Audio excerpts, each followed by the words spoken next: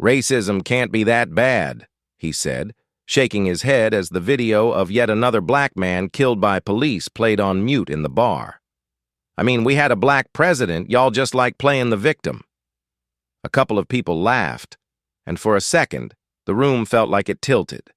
Because sitting there as a black American, hearing that kind of thing, you realize something. The most dangerous stories about racism today aren't the ones shouted in a hood and a robe. They're the quiet lies told with a smile dressed up as common sense, and repeated so often that even some of us start to wonder if maybe they're true. This story is about those lies. 5 modern lies about racism that shape laws, shape neighborhoods, shape paychecks, and sometimes shape who lives and who dies. Not the old-school lies about who's inferior or superior, but the polished 21st-century myths that let people say, "I'm not racist," while standing in a system that clearly is. Lie number 1 shows up in classrooms, boardrooms, and comment sections. We're past racism now. It's the myth of a post-racial America. The idea that after the Civil Rights Movement, after the Voting Rights Act, and especially after Barack Obama's election, racism quietly packed its bags and left the country. Scholars call this ideology colorblind or post-racial, and it tells people that race doesn't really matter anymore, that everyone has the same shot if they just work hard. From a black American point of view, that lie hits different. Because while some people were celebrating a post-racial era, black folks were still being stopped and frisked at higher rates, denied loans, pushed into underfunded schools, and killed by police at disproportionate levels.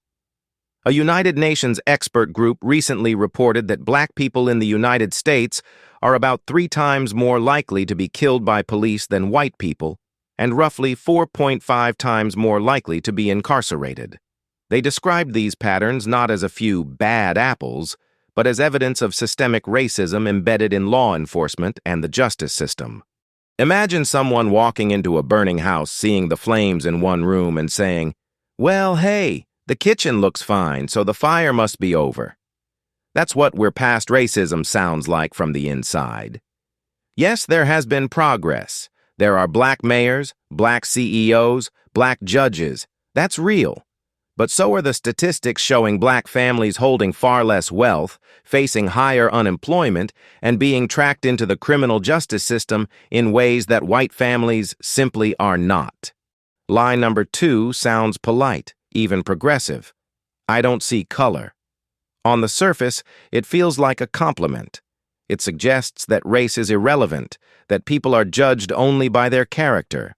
But color-blind ideology, as psychologists and sociologists describe it, actually helps maintain white advantage by pretending race-based barriers no longer exist. When people claim not to see race, they often stop seeing racism too, and that makes it easier to ignore inequality that is right in front of them. For black Americans, being told, "I don't see color," can feel like being told, "I don't see your history, your struggles, or the way this country has treated people who look like you." Colorblindness invalidates lived experiences of racism, from being followed around a store to facing biased hiring decisions or harsher sentences in court. One commentator on this ideology noted that in a society that claims to be colorblind, white people can remain comfortable in their privileged position, while people of color are expected to swallow their pain quietly. There is a twist to this lie. Underneath "I don't see color" is often "I don't want to talk about race." Because talking about race requires acknowledging uncomfortable truths, like the fact that systemic racism didn't vanish after the 1960s, it just evolved into things like redlined neighborhoods that never recovered, school funding tied to property taxes, and zoning and policing decisions that trap certain communities in cycles of poverty and surveillance. Lie number 3 hides behind charts and slogans. Racism is exaggerated, it's just about individual choices. You hear this when someone sees racial disparities and explains them away with culture, bad decisions, or lack of personal responsibility. This lie reduces racism to only personal prejudice. Someone using a slur, someone refusing to hire a black applicant because they don't like black people, and ignores the structures that keep reproducing inequality even when nobody admits to being racist. But when entire systems reliably produce worse outcomes for black people year after year, it stops making sense to blame only individual choices.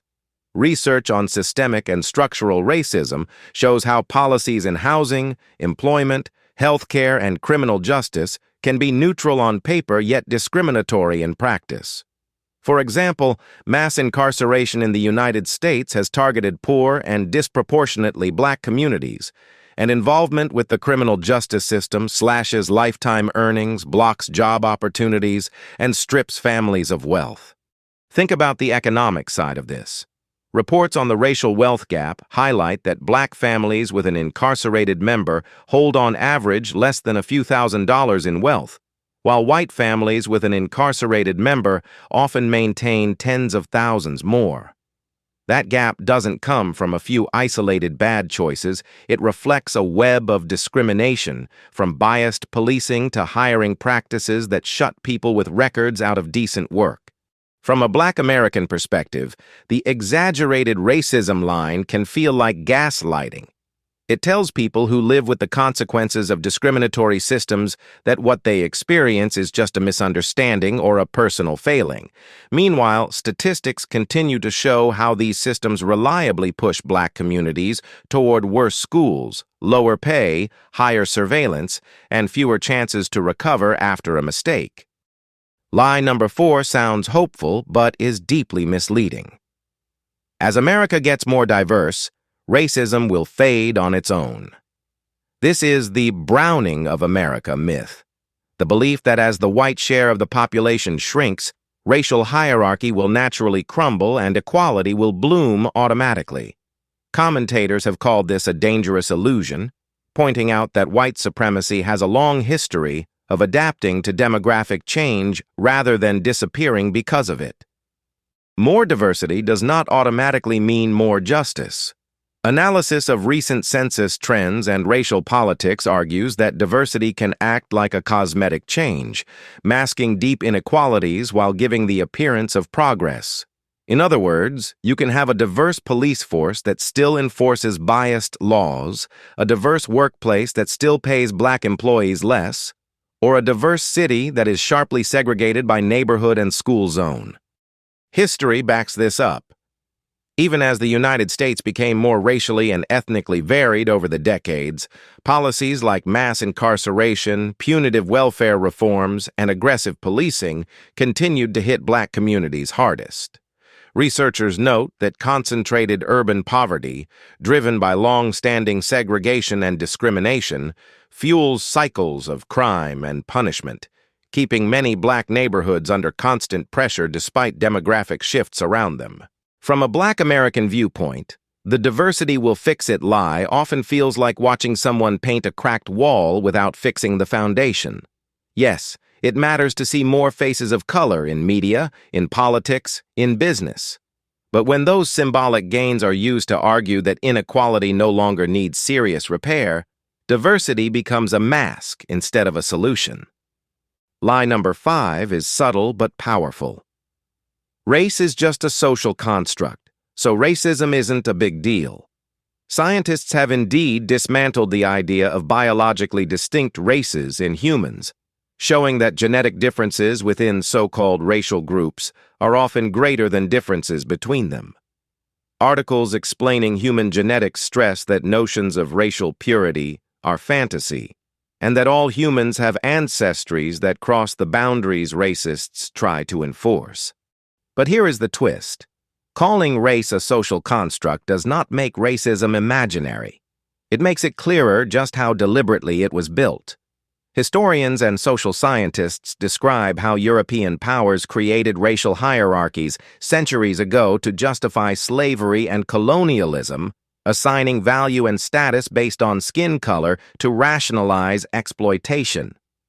Those hierarchies were then written into law, policy, housing, education, and policing, shaping who had access to land, wealth, safety, and political power.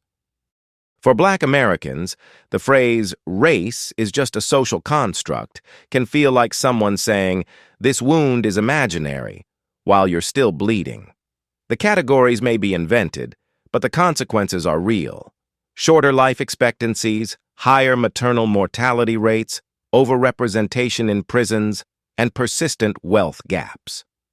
Structural racism experts argue that these patterns come from systems built on racial assumptions, not from any inherent difference in ability or worth. Behind all these lies is one more: the comforting story that racism is either a thing of the past or a problem belonging only to extremists.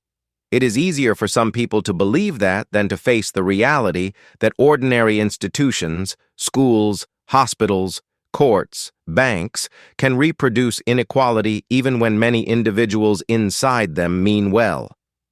Scholars who study systemic racism emphasize that focusing only on personal prejudice lets structures off the hook and keeps Black communities trapped in conditions they did not create and cannot escape alone. From a Black American point of view, learning to see these lies is like finally turning the lights on in a room you've been stumbling through your whole life. Suddenly, the furniture that kept tripping you up has names: post-racial myths, colorblind ideology, individualist excuses, diversity illusions, and the misuse of "race is just a construct." Once they're named, they can be challenged through policy, through organizing, through education, and through everyday conversations that refuse to let the lies slide. The truth is not hopeless, but it is honest. Racism today is less about slurs and more about systems, less about burning crosses and more about invisible lines on maps and silent lines in budgets. Yet every system is made by people, and anything made can be remade. For Black America, survival has always meant seeing through the stories this country tells about itself and insisting on a new story, one where acknowledging the depth of the problem is not playing the victim, but the first step toward real freedom.